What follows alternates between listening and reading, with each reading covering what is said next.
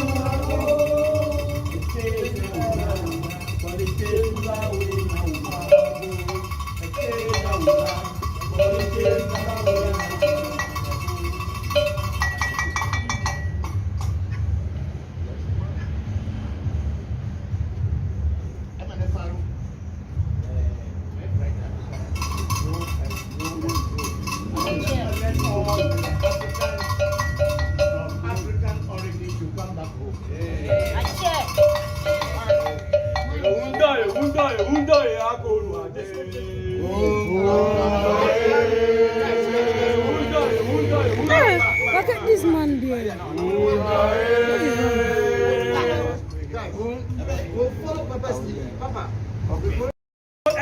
Tony ni pokukwa do ko bayi ba me so pokukwa ako ni ade o be pe pala bo adale bo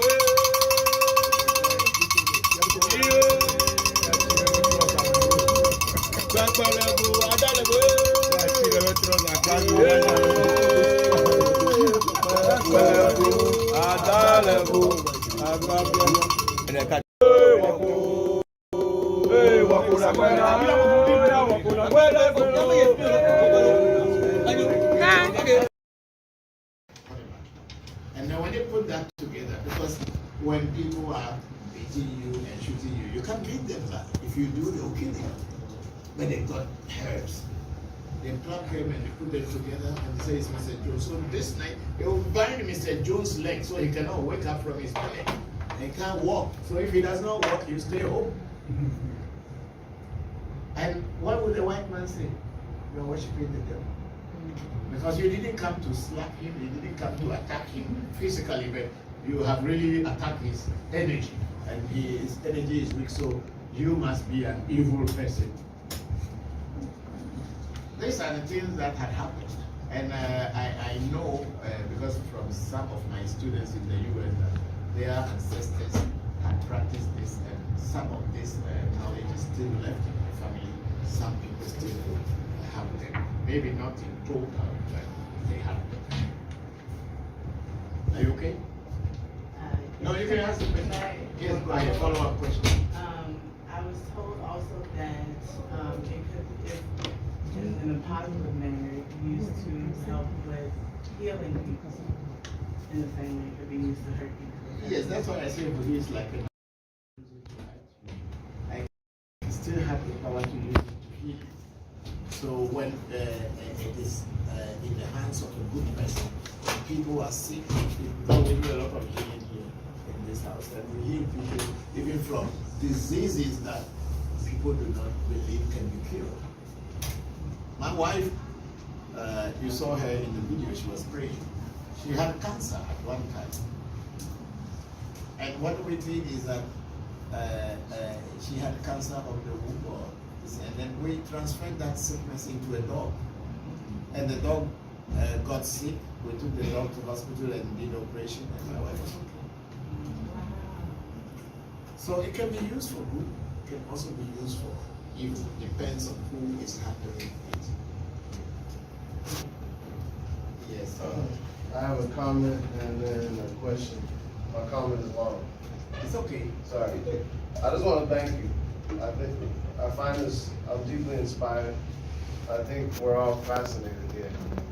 I think we're all drawn to this. And I won't speak for every single person. In fact, some may still have inner skepticism.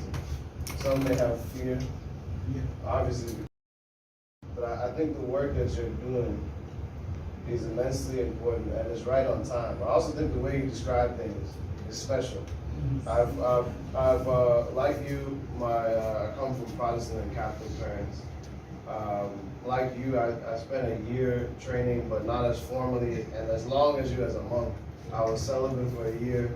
I studied Mahayana Buddhism, Hinduism, Judaism, Sufism as well. Okay. And I was searching at the time. And also like you, I actually started to come back to traditional African societies, and not just the Igbo culture that I grew up in, even Yoruba, Ifa, and seeing it around the world, Santeria, Candomblé, everywhere. I will say this, and I don't know if Senna has made you aware, and I don't know what's going on in Japan, but in the US right now, our generation is straying away from religion, searching for spirituality, but we're doing it, they're not our own. So we go to yoga, we do crystals, we have tarot cards, and all, I'm telling you, and a lot of black women are leading the front because black women are leaders worldwide. But what I see is what we're not doing is coming back to what we're from and what we do. So we use words that sound friendly, like manifest. I know all y'all use that. That's what he's talking about. That's what this is all about. you can manifest great things, you can manifest ill will. Trust me, I've done both. I have, out of defense, because like you said, I can't go and just hit somebody all the time. I have to defend myself, my family, the women that I'm with, and so I think that we're at a point where I think we can leapfrog into the future races if we have more people who communicate the way you do. If you work, maybe, you know, I'd love to work with you in the stateside. If there's a union of priests, if women, like one of your sons was saying, have a higher role, a role that they're more than deserving of. And if we can do that now, I actually think our generation, the ones that listen to Amapiano and Afrobeat, seeking generation, that 1 million plus that came to Ghana even just a couple years ago, I believe that we can actually be the ones that change the next decades, so that we don't have to wait 500 years for us to turn. Yeah, we need it now. So that was my comment. I told you that long. And my question is, who do you know stateside that maybe you can recommend for us? Or how can we get you stateside to talk to more and maybe to work with some of us so that we can create our own? Because I do believe that spirituality, as I see in Africa, is particular. So what you're doing here, your practice is not going to be the same as the next person, even in this country. It's not going to be the same as the next person in the country next to it. But we want to learn so that we can implement individually and communally. Thank you very much. Thank you. For that very commented question. One of these days is that so many people call themselves African traditional spiritualists. There is so much going on in the world. A lot of people from the diaspora come to Africa, get one single initiation, and when they go back to the States, they have become Babalawo. Without going through the training of a Babalawo, just by one single initiation, tomorrow they set up a place and start giving names to themselves. And they continue misleading people. I am a prince, I am a queen, I am a king, all kinds of things that is happening. So if you're not very careful, you fall into the wrong hand. Because a lot of people, as you said, in this generation are looking for the truth. They are living religion and looking for the truth.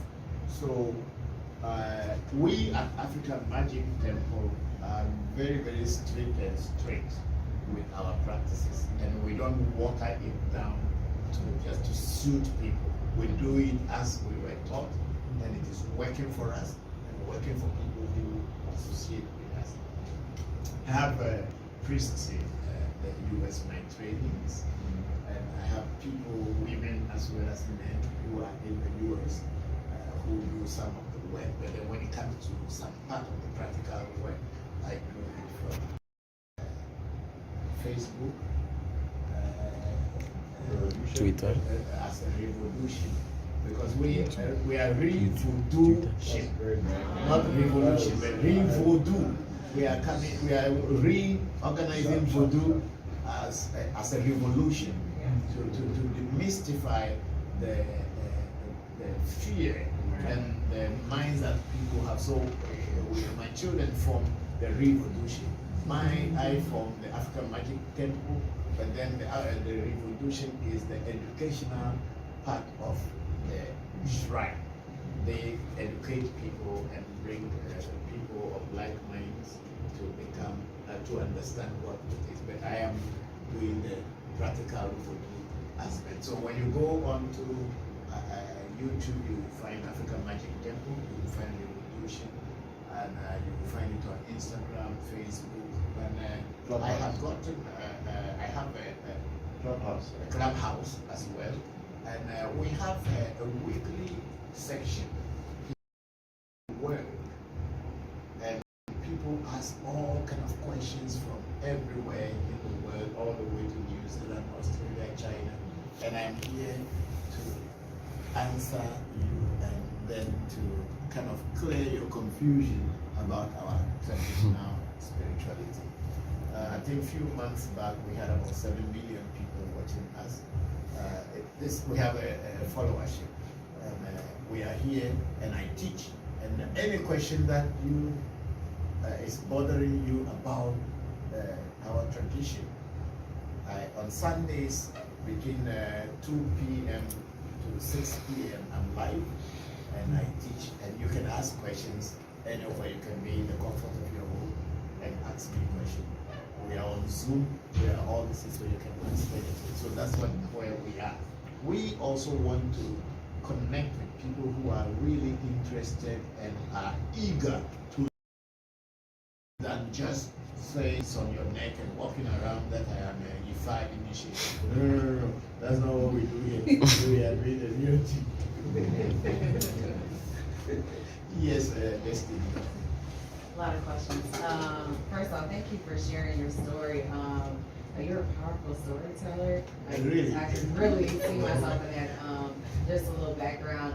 Was born into a Christian, faith, and then my father converted to being a Muslim. My grandmother was a prophet, and then I went into Nichiren Buddhism. So like really being on this journey, and then now I'm kind of, where do I fit? Could be your destiny for coming here. Right, You never know. right. You never know.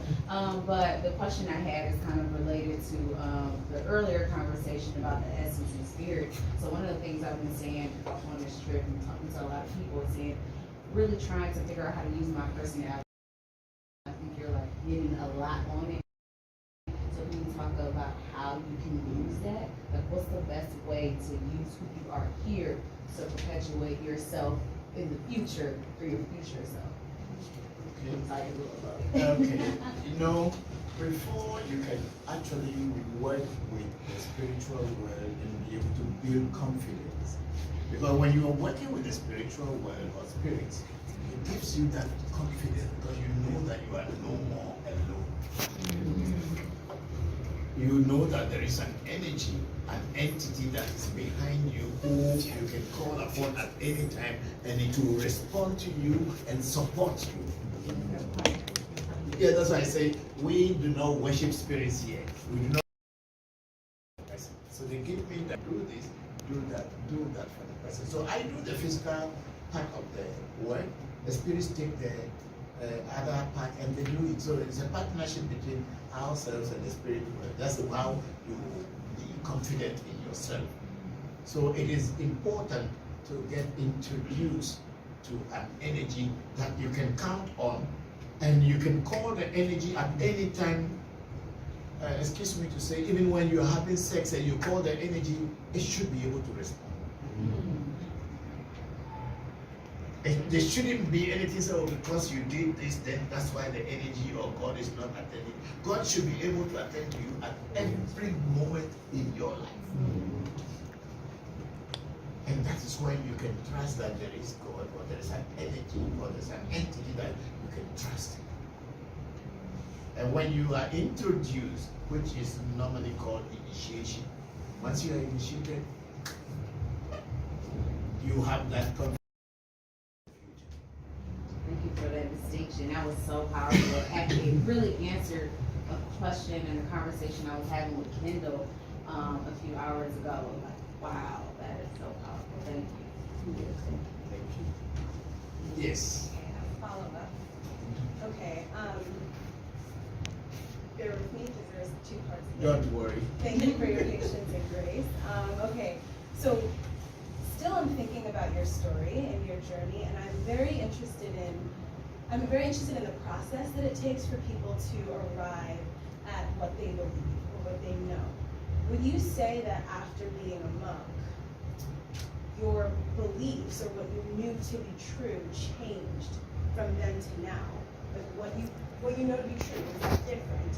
Or was what you wanted out of life different? Finish the first part, then you can. You see, your inner self is what determines what should be and what shouldn't be. And from my childhood, I had that desire for the truth. So me being in Christianity and being a child, I was just following my parents. because they told me this is what God is. But as I grew up and I was growing up, I realized that I'm not satisfied with what my parents were showing me to be God. Religions or tradition, looking for the truth. But then, after getting to the level of a monk, where I can also initiate people into Hinduism, I read Sanskrit and all these things. But then it got to a point that I'm still seeing human nature in what practices we are doing. And that told me that I'm not at the right place. Because when you are dealing with spirit, human nature or human beings' nature shouldn't be part of it. It should be spirit and you. Between you and God, there should be no third person. You can be introduced by somebody, but from there onwards, it's between you and God, no one else again. But when other people start trying to come in, they want to control you. They want to tell you what to do. And once you are not following their rules, then you become a bad person. You are devilish, or you are not listening to God. Who are they to tell you whether you are listening to God or you're not listening to God, whether you are following God or not? It's between you and your God. And that is what is the key to growth in spirituality. You don't need to go and stand at the rooftop and sing songs and dance to tell people you are praising God. But I think even in the Bible, it's a said so that not people who are shouting, Lord, Lord, will go to heaven. It is not for people. Hypocrites. They are the only people who will be shouting everywhere to let people think that they are worshiping God. God is between you and your God. No third person. So once you establish that trust and relationship with the spirit world, it's okay. You wake up and you pray to your God, you are fine. Go about your day. Come back home. You will come back too. And you will be successful. So, yes. As you transitioned into voodoo, you found a place where your relationship with God could just be you. Right. See, because it's not that I transitioned to voodoo, because the base of my father's family was into this tradition. But because my father went to school, he became Christian. And we were born as Christians because our father was a Christian. So when we are growing and becoming men of our own, we also decide where to be, or which side of the coin to be. And I found that the tradition of my ancestors was the one that is closer to me than being a Hindu monk or being a Christian pastor or whatever. Because it gives me that peace and comfort. I can sleep knowing that I'm okay. I don't need to worry that until I fall. If I do good things will come to me. If I do bad things will come to me. So I don't need to go to heaven. And unfortunately, they don't have my kind of people in heaven. So which heaven am I going to? Have you ever seen a black man in heaven? No, I haven't been there. No, but the pictures that they have been showing us. Have you ever seen any black man among them? The only black man is called the Satan or devil. The rest are all white people. And they are dancing and singing, and I would say maybe the black people were in the kitchen, so that's what they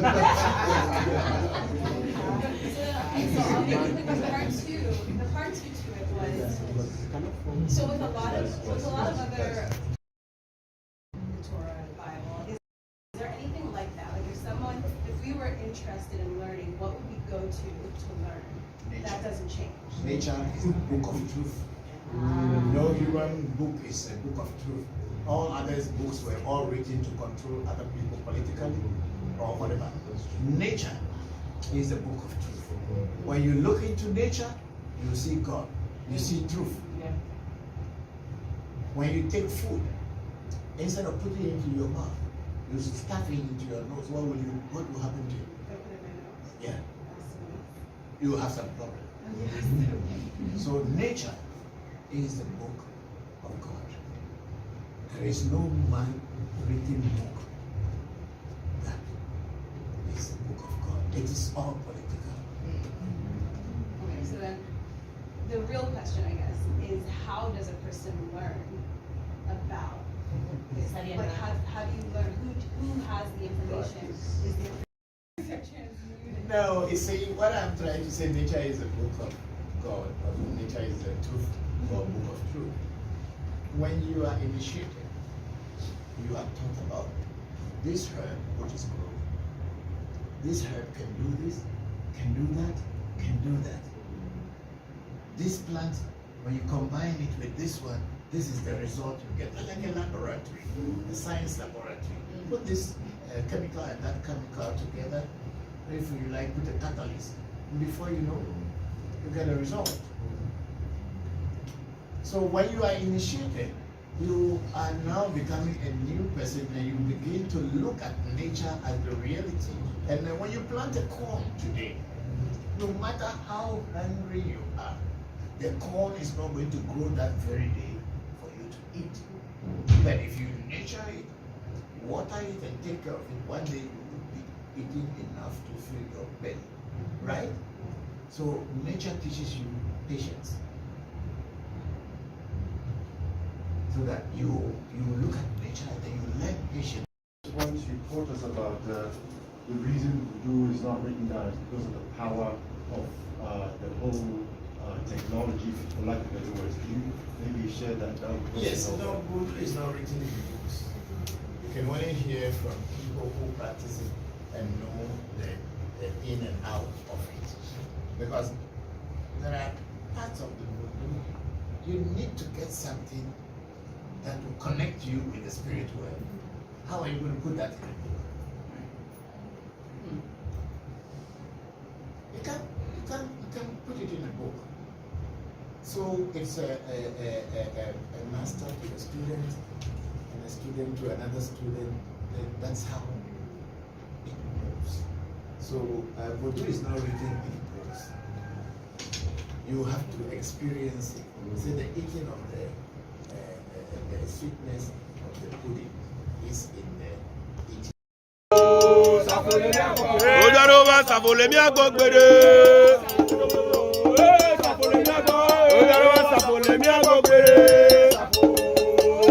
Safolemi agbo. Ojarova safolemi agbogbere. Safolemi agbo. Ojarova safolemi agbogbere.